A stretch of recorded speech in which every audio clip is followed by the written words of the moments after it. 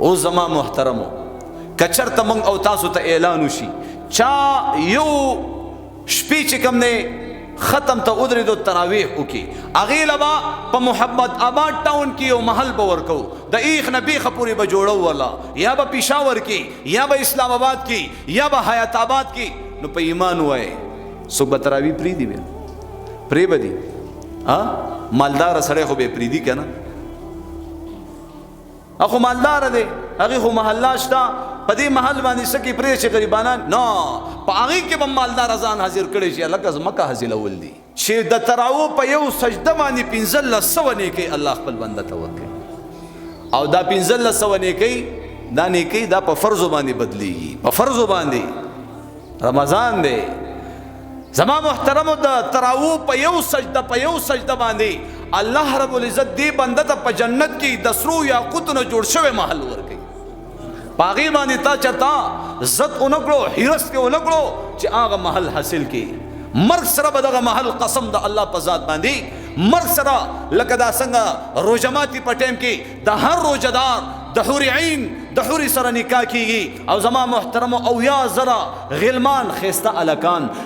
او یا زرا حوري د دې حور عین په خدمت کې ولاړی دغه حور بچاته ملاويږي روزدار ته ملاويږي نو دا ټول وای نه مانه تو مر کې دیک مرش وګورا د قبر عذابونه شته که نشته مرش وګورا جنت او جهنم شته که نشته زما محترمو نو د تراو په یو سجده باندې په جنت کې یو محل دی د سرو یاقوتونو جوړ شوی محل په یو سجده باندې پیسو د پاره کلکولیټر راخلی چرته د دې د پاره کلکولیټر راواخله کنه 60,000 نیکۍ زما محترم تا تا په 20 رکعات تراو باندې الله پاک درکړي 15,000 نیکۍ د الله په ذات مې دې قسم وي یو ورځ به موږ او تاسو د دې ځمکې د لاندې پراته یو د الله په ذات مې دې قسم وي دا دنیا مکاره مرداره دا بې وفا دنیا د چا سره وفا نه کوي زما محترمو دا انسان څومره په عقل او څومره په نشه کې په دې دنیا کې اوړي راوړي خیال لري بل ورځ مړ شي زما محترمو وی لکه ګل په څانګه تیر شي خو چې خاورې په چا واوړي د خوږو یارانو هیر شي خو چې خاورې په چا واوړي قسم د الله په ذات باندې په دې قبر باندې بیا څوک نه درتېرېږي چې څومره مشهوره هستی څومره قدردان انسان وي څومره زما محترمو یو محترم انسان وي او قبر کې کېدی تاسو نه تپوس کوم تور سره تر ماسخوتنه پورې ناستې که نه یو ګنټه بعد به قبر سره څوک هم نه داسې ده که نه یو ګنټه بعد بیا قبر سره څوک یې څومره مشهور انسان او یو چرچوي بس نام ور بزیر زمین دفر کنده ان مشهور خلق په دې ځمکه کې چې کم دی د ځمکې راخ کل او د الله شان ته ګوره مالدار دی او که غریب دی ټولو ته یو قیمت والا سپین کفن ورچي یو قیمت والا ګرانه ورځان پکې نه ښه رنگونه منګونه پکې نه چرته په هوا کې په چت کې چا مړی خښ کړی نه دی ټول زما محترمو په دې خاورو کې ورنه نباسي غریب دی کمالدار دی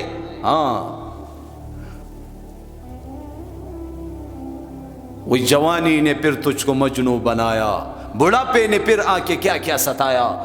مرگ اجل تیرا کر دے گی بالکل صفایا جگہ جی لگانے کی دنیا نہیں ہے یہ عبرت کی جا ہے تماشا نہیں ہے نن الله د رمضان المبارک میاش په موږ او تاسو باندې راوستي دا د الله په ذات مې د قسم وي الله رب العزت د اختر په شپه باندې 25 کروڑ 20 لاکھ انسانان د جهنم نه خلاصي او جنت کې داخلي نو کینهګر انسان به وبخلی شي چې کینه کوي आवाज را کوي الله د خپل نافرمانه بندگانو سره جوړو کی او ته چې کوم د په دنیا کې چا سره صلح او جوړ نه کوي تب الله معاف کی تب الله وبخي په دې رمضان کې داسې سړی مغفرت کیږي عادتي شرابي مغفرت نه کیږي یاد ساتئ د مور او پلار نافرمانه د هغې په دې رمضان کې مغفرت نه کیږي او رشته ختمونکې نه درځم نه برازي نه درځم نه برازي داسې اسانې خبرې نه به درځم نه برازي ها روزه د چی د الله سره بجنګ کوي، رشتہ داری د چی د الله سره بجنګ کوي، اور قرآن مجید چې د الله سره بجنګ کوي، یا خو به پتا جهنم ته ورغورځي او یا به په جنت ته داخلي. او رشتہ داری بم چغه کی یا الله چا چې په دنیا کې زو ساتلم پاللم خیر دې قدر سره بدو کو، مسلمانی د اسلام د کلمم ویلی دا. چلو بھائی ما محترمو و یا الله چاچی په دنیا کې زه یو ذکرم زی پاللم، یا الله هغه خلق رشتہ داری وای د خپل رحمت سره یو ځای کا.